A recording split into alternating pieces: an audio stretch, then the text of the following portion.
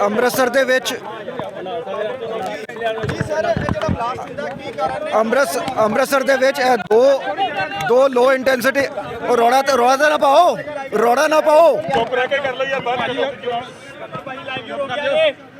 ਚੁੱਪ ਰਹੋ ਜੀ ਸਰ। ਜੇ ਆਵਾਜ਼ ਨਹੀਂ ਆਉਗੀ ਤਾਂ ਕੀ ਹੋਊਗਾ?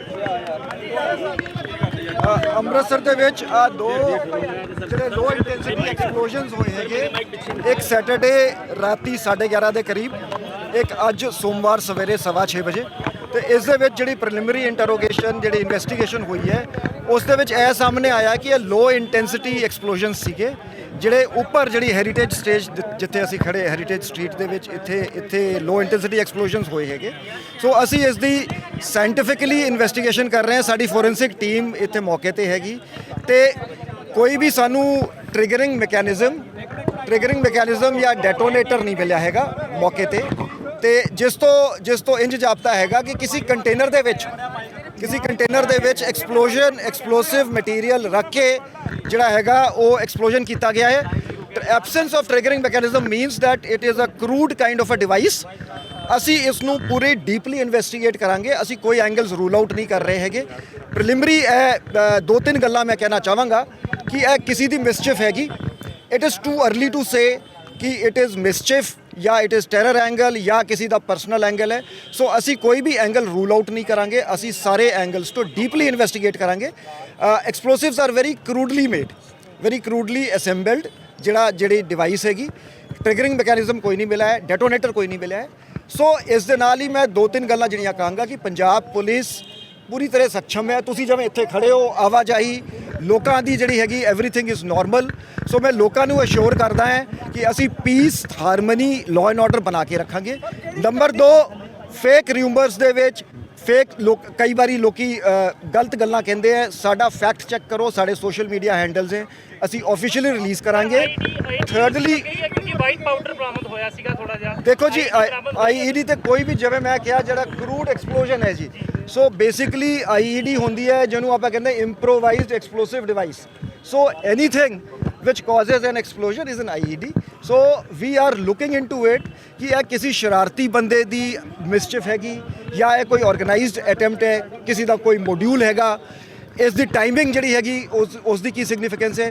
ਸੋ ਇਨਵੈਸਟੀਗੇਸ਼ਨ ਦੇ ਵਿੱਚ ਅਸੀਂ ਟੈਕਨੀਕਲੀ CCTV ਫੁਟੇਜ ਲੈ ਕੇ ਟੈਕਨੀਕਲ ਮੀਨਸ ਤੋਂ ਜਿਹੜੇ ਵੀ ਸਾਨੂੰ ਇੱਥੇ ਮੌਕੇ ਤੇ ਲੋਕ ਸੀਗੇ ਸਾਰਿਆਂ ਨੂੰ ਇਨਵੈਸਟੀਗੇਸ਼ਨ 'ਚ ਜੁਆਇਨ ਕਰਾ ਕੇ ਅਸੀਂ ਇਸ ਨੂੰ ਥ੍ਰੈਡ ਬੇਅਰ ਕਰਾਂਗੇ ਕਿ ਇਹ ਕਿਵੇਂ ਹੋਈ ਗੱਲ।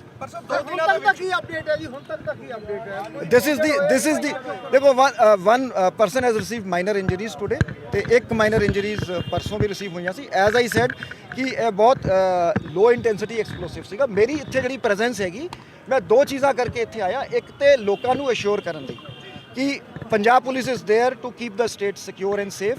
ਦੂਜਾ, ਕਿਸੇ ਵੀ ਪੈਨਿਕ ਦੀ ਲੋੜ ਨਹੀਂ ਹੈਗੀ, ਅਸੀਂ ਇਸ ਨੂੰ ਵਰਕਆਊਟ ਕਰਾਂਗੇ। ਅਸੀਂ ਹੁਣ ਤੱਕ ਹਾਲੇ ਤੱਕ ਜਿਹੜੇ ਵੀ ਕੇਸ ਸਾਡੇ ਰਿਪੋਰਟ ਹੋਏ ਹੈ ਪੰਜਾਬ ਪੁਲਿਸ ਨੇ ਸਕਸੈਸਫੁਲੀ ਵਰਕਆਊਟ ਕੀਤਾ ਹੈ ਤੇ this case will also be worked out.